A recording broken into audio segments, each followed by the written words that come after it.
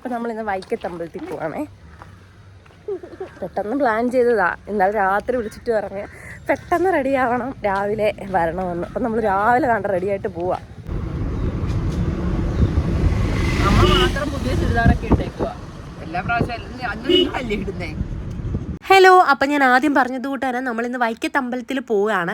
ഈ വർഷത്തെ 2026 ആദ്യത്തെ അമ്പല ദർശനമാണെന്ന് വേണമെങ്കിൽ പറയാവേ. ഇത് ഞങ്ങൾ അധികം പ്ലാൻ ചെയ്ത്, അധികം നല്ല ഒരു തുള്ളി പോലും പ്ലാൻ ചെയ്യാതെ പെട്ടെന്ന് എടുത്ത ഒരു തീരുമാനമാണ്. ഇതിനകത്ത് ഏറ്റവും ഒരു മെയിൻ പോയിന്റ് എന്താണെന്ന് വെച്ചാൽ, തലേ ദിവസം ഞാനാണെങ്കിൽ ചുമ്മാ ഇരുന്ന് ഇങ്ങനെ വൈക്കത്തമ്പലത്തിലെ റീൽസ് ഒക്കെ കണ്ടിട്ടുണ്ടായിരുന്നു. അപ്പം ഞാൻ വിചാരിച്ചു, അയ്യോ ഞാൻ പോയിട്ടില്ലല്ലോ എന്ന് വിചാരിച്ചു കേട്ടോ. രാത്രി ആയപ്പോൾ വല്യമ്മ വിളിച്ചിട്ട് ചോദിക്കുന്നത് നാളെ വൈക്കത്തമ്പലത്തിൽ പോയാലോ എന്ന്. അപ്പം തന്നെ ചാടി കയറി യെസ്സും പറഞ്ഞ് അങ്ങനെ പിറ്റേന്ന് രാവിലെ റെഡി ആയിട്ട് പോവാണ്. ഒരു തരത്തിൽ ഒരു പ്ലാനിങ്ങും ഇല്ലായിരുന്നു. അതല്ലെങ്കിലും അങ്ങനെയാണല്ലോ, ചിലരൊക്കെ പറഞ്ഞു കേട്ടിട്ടുണ്ട്, നമ്മളിപ്പോൾ എവിടെയെങ്കിലും പോകണമെന്ന് വിചാരിക്കുകയാണെങ്കിൽ അതിന് കറക്റ്റ് സമയമാകുമ്പോൾ നമുക്ക് അതിനുള്ള വഴി തെളിയുമെന്ന്. ഞാൻ ഇതുവരെ വൈക്കത്തമ്പലത്തിൽ പോയിട്ടില്ല. അപ്പോൾ ഇതാണ് എൻ്റെ കറക്റ്റ് സമയം. അതുകൊണ്ട് എനിക്കിപ്പം പോകാനുള്ളൊരു അവസരം കിട്ടി. എനിക്ക് എല്ലാവർക്കും അറിയാവുന്ന കാര്യമാണ്, എല്ലാ വീഡിയോസിലും ഞങ്ങൾ എല്ലാവരും ഒന്നിച്ചാണ് പോകാറുള്ളത്. അത് അങ്ങനെയാണ് കേട്ടോ. ഞങ്ങൾ എവിടെയെങ്കിലും പോകുകയാണെന്നുണ്ടെങ്കിൽ ഇത്രയും പേരൊന്നും അല്ല, ശരിക്കും ഒരുപാട് ആളുകളുണ്ട്. പക്ഷേ ഇപ്പം എല്ലാവർക്കും ഓരോരോ ജോലി തിരക്കുകളും കാര്യങ്ങളും ഒക്കെ ആയതുകൊണ്ട് ഞങ്ങൾ ഇത്രയും പേരാണ് പോകുന്നതെന്നേ ഉള്ളത്. നമ്മൾ ഒരുപാടൊന്നും ധൃതി വെച്ചല്ല പോയിട്ടുണ്ടായിരുന്നു. 8 മണിയുടെ ട്രെയിനാണ് കേട്ടോ കയറിയിട്ടുണ്ടായിരുന്നത്. അത് കറക്റ്റ് സമയം ഒരു 10 മണിയാകുമ്പോഴത്തേന് തിരക്കുണ്ടായിരുന്നു ചോദിച്ചു കഴിഞ്ഞാൽ വലിയ തിരക്കൊന്നും ഇല്ലായിരുന്നു. ഇരിക്കാനുള്ള സീറ്റൊക്കെ കിട്ടിയിട്ടുണ്ടായിരുന്നു. ഇതെന്താണ് സംഭവം എന്ന് വെച്ചാൽ, 2 സ്റ്റോപ്പ് ഇപ്പുറത്തുനിന്ന് എഴുന്നേറ്റ് നിൽക്കുകയാണ് വൈക്കത്തിറങ്ങാൻ വേണ്ടിയിട്ട്. കാരണം 1 മിനിറ്റ് മാത്രമേ ട്രെയിൻ അവിടെ നിർത്തത്തുള്ളൂ എന്ന് പറഞ്ഞിട്ട് നേരത്തെ മുൻകരുതൽ കൂട്ട് 2 സ്റ്റോപ്പ് ഇപ്പുറത്തുനിന്ന് എഴുന്നേറ്റ് നിൽക്കുകയാണ് പെട്ടെന്ന് ഇറങ്ങാൻ വേണ്ടി. അങ്ങനെ വൈക്കത്ത് ഇറങ്ങിയിട്ടുണ്ടായിരുന്ന സിദ്ധു ഒക്കെ ഉണ്ട്. സിദ്ധു കുഞ്ഞാച്ചും കൂടെ വന്നപ്പോൾ ആദ്യം കാണുമ്പോൾ ഒരു ഇച്ചിരി ഗമ്മയിട്ടാണ് രണ്ടുപേരും ഇരിക്കുന്നത്. അത് കഴിഞ്ഞിട്ട് പിന്നെ ഒന്ന് സെറ്റായി വരത്തേ ഉള്ളേ.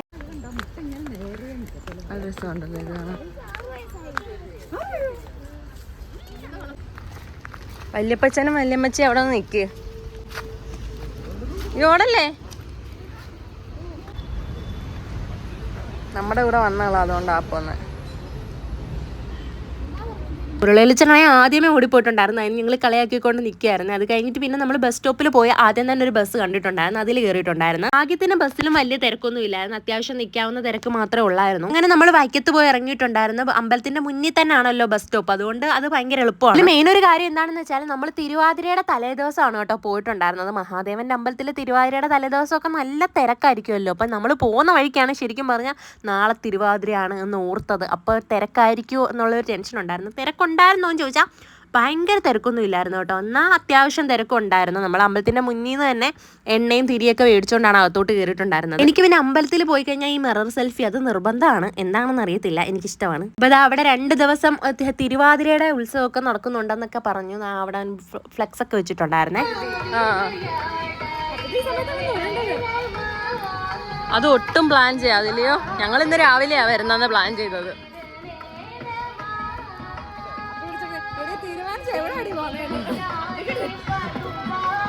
ഞാൻ നേരത്തെ പറഞ്ഞില്ലേ വലിയ തിരക്കില്ലായിരുന്നു, എന്നാൽ തിരക്കുണ്ടായിരുന്നു. അതായത് ഇങ്ങനെ ഇത്രയൊക്കെ തിരക്കേ ഉണ്ടായിരുന്നുള്ളൂ. അങ്ങോട്ട് കയറുന്നിടത്തുണ്ടായിരുന്ന ആ ഒരു റഷ് മാത്രമേ ഉള്ളായിരുന്നു. അകത്തോട്ടൊക്കെ കയറി കഴിഞ്ഞപ്പം അത്യാവശ്യം കുഴപ്പമില്ലാതെ ഉള്ള തിരക്കേ ഉള്ളായിരുന്നു കേട്ടോ.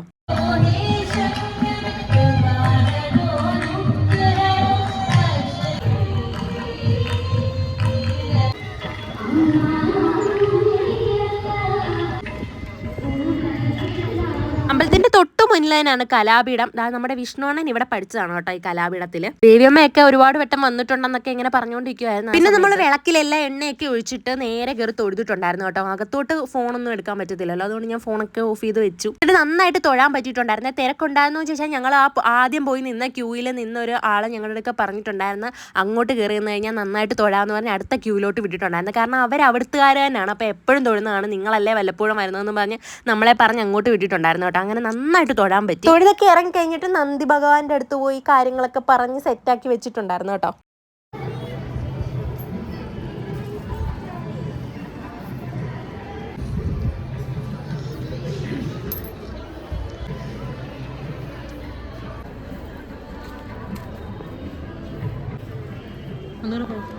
ഇതെല്ലാം ഒരു 11 മണി കഴിഞ്ഞപ്പോഴത്തേന് കഴിഞ്ഞിട്ടുണ്ടായിരുന്നു കേട്ടോ. അപ്പോൾ നമ്മൾ ഫുഡ് എന്തായാലും അമ്പലത്തിൽ നിന്ന് കഴിക്കണമെന്നുള്ള ഉദ്ദേശത്തിലാണ് വന്നിട്ടുണ്ടായിരുന്നത്. പക്ഷേ അവിടെ 12:30 ആകുമ്പോഴെല്ലാം ഫുഡ് കഴിക്കാൻ തുടങ്ങത്തുള്ളായിരുന്നു. കുഞ്ഞുങ്ങൾക്കൊക്കെ വിശന്ന് തുടങ്ങിയിട്ടുണ്ടായിരുന്നു. കാരണം രാവിലെ ഒന്നും കഴിക്കാതല്ലേ വന്നത്. അപ്പോൾ നമ്മൾ എന്ത് ചെയ്തെന്ന് വെച്ചാൽ നേരെ പുറത്തിറങ്ങിയിട്ട് അമ്പലത്തിനോട് ചേർന്നൊരു ഹോട്ടലുണ്ടായിരുന്നു, അവിടെ കയറി ഫുഡ് കഴിക്കാമെന്ന് പറഞ്ഞ് പോകും. അമ്പലത്തിൻ്റെ കിഴക്കേ നടയാണോ എന്ന് എനിക്കറിയത്തില്ല കേട്ടോ, എനിക്ക് കറക്റ്റായിട്ട് ഇപ്പോൾ ഓർമ്മയില്ല.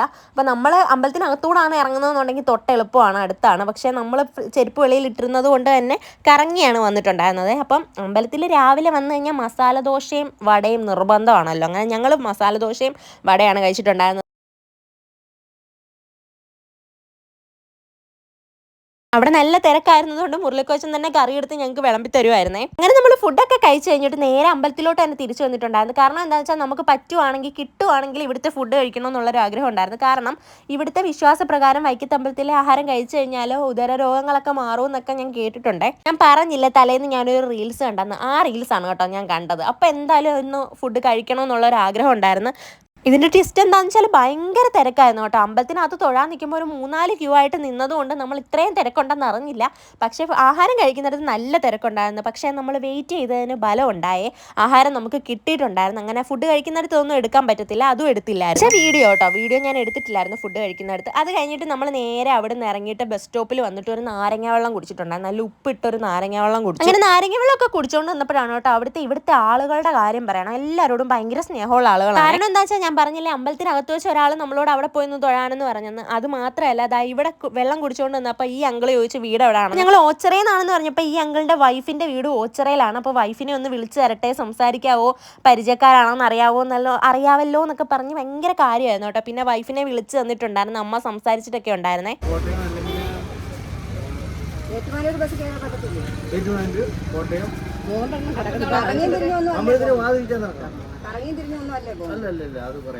അവിടുന്ന് റെയിൽവേ സ്റ്റേഷനിൽ പോകാൻ ഒത്തിരി ദൂരം ഉണ്ടോ? ഏറ്റുമാനൂർ റെയിൽവേ സ്റ്റേഷനിൽ പോകാൻ. ഏറ്റുമാനൂർ നിർത്തത്തില്ല, ചിലതൊക്കെ നിർത്തത്തുള്ളൂ. ഇപ്പം വന്ന് നമ്മളിപ്പം വന്നപ്പോ